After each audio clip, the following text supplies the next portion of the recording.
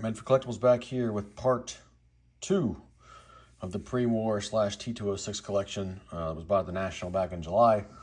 Got 139 cards total. This is the second batch here. This is about 40 cards, I believe, or so. Somewhere in that ballpark. So yeah, we're going to go through these, check them out, and then we'll post part 3 shortly thereafter. So let's jump through these. Looks like the ceiling is a little weird on them, but same as last time, no particular order. Just going to run through them. See anything you like, reach out, let me know.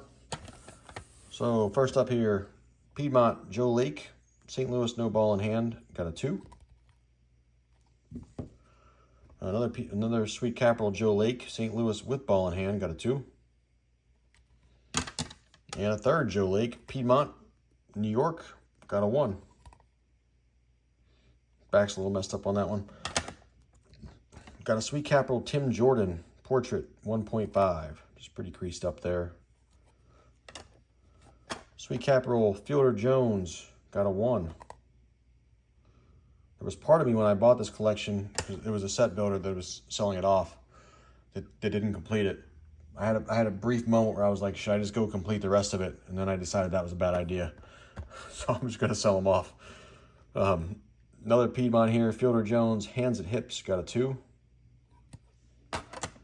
This is probably the highest grade we got. I don't think we got anything higher than a 4.5. Sweet Capital George Hunter and a 4.5. That's a pretty nice one there. Anything mid-grade, if the back were better, it probably would have been higher than that. Anything mid-grade T206s is pretty good. Got a Piedmont Del Howard 2.5.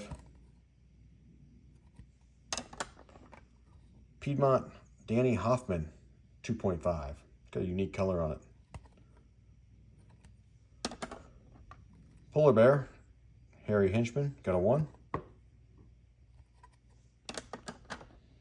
Another Piedmont here, Jack Hayden got a 3. And last from that first stack, Sweet Capital Billy Gilbert got a 2.5. Nice looking card there. All right, stack number 2. We have a Sweet Capital George Merritt got a 1. Got a Piedmont George McQuillan, ball in hand, got a 3.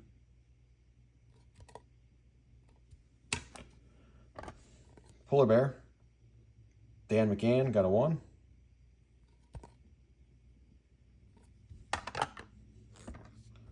Piedmont Doc Marshall got a 2.5. This is a pretty good one here too. Piedmont Rube Marcard, Hall of Famer Portrait, got a 3. It's a pretty decent card there. That's probably a few $100. Good Hall of Famer there. I have to look to see if my Rube Marcard is higher than a 3. I know I have a T206. I don't know if it's higher than a 3. So that might be one that's staying with me. We've got a Piedmont Matty McIntyre in a 1. Piedmont Vive Lindemann 1.5. Oh, bumped the camera. Polar Bear, Lefty Layfield. This one's got evidence of trimming. Yeah, top was cut off. You can see it's cut short up top. But still a Polar Bear back in pretty good condition, besides the trim. Another authentic here. This one was altered, it says. Tommy Leach Portrait. Got altered on that one. See what this one is. It kind of looks like it was wet, like it had. This looks fluffy, like it got wet. Maybe they tried to soak this or something. And see down here, little fluffy corners and stuff. I'm not 100% sure, but that's kind of what it looks like to me. So Tommy Leach, authentic there. Another Tommy Leach, bending over, got a 2, Piedmont. And Polar Bear, Arlie Latham, got a 2. Creased across the middle, but still got a 2 there. Back looks great on this one. Great color. All right, stack 3. Got some strip cards in here.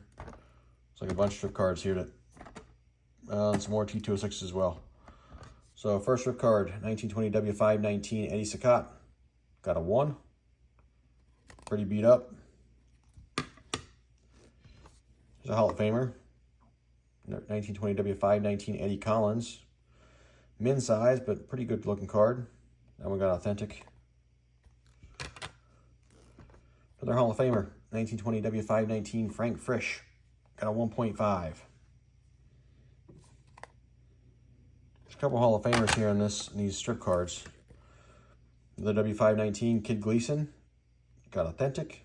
Min size. Got a W520 here, Art Fletcher. Authentic. Another min size there. W520 Benny Koff, got a 1.5.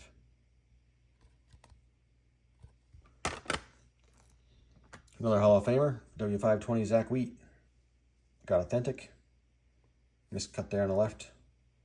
Shame because the card looks pretty good, but outside of that, bad cut. The W520 here, Phil Douglas, authentic. You can see why. W522 Goldie Rapp got authentic. So some of these you'll notice, I mean, obviously I knew these weren't going to get a number grade, but they're pretty rare. You can't really find them.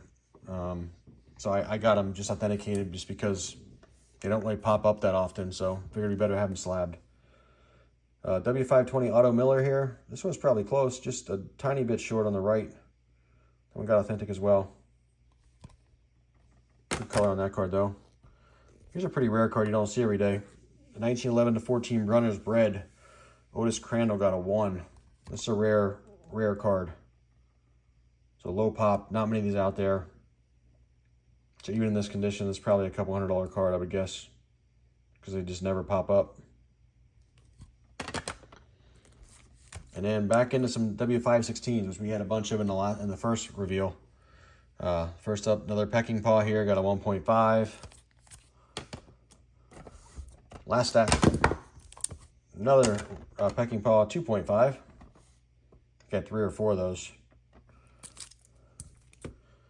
We've got a Will Cooper, W516, got a 3.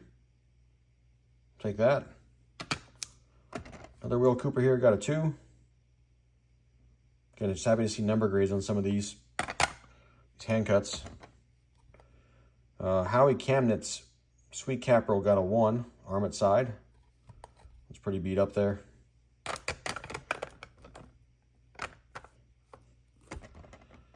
We have Bobby Byrne, Piedmont, got a 2. Piedmont Chappie Charles got a 3.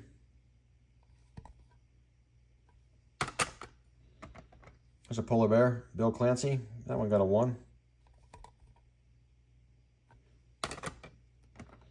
Sweet Caprill Doc White, pitching, got a 1.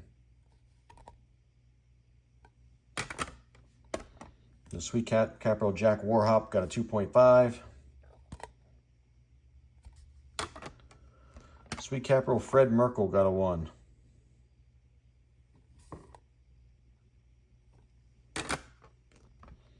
Another Sweet Caprill Fred Merkel got another 1 here on the portrait. And last but not least, it's kind of a surprising one to find in his collection actually. W516-1 Christy Mathewson, authentic. This one's beat up. But again, wanted to get it authenticated because of the condition, just to make sure it's real.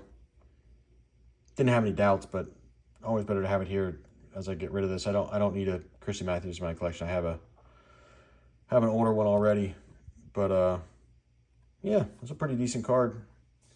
It's probably, again, over $100 even in that condition. So that is it for the second batch. So one more batch to come, another 48 or 47 or 48 cards to round it out.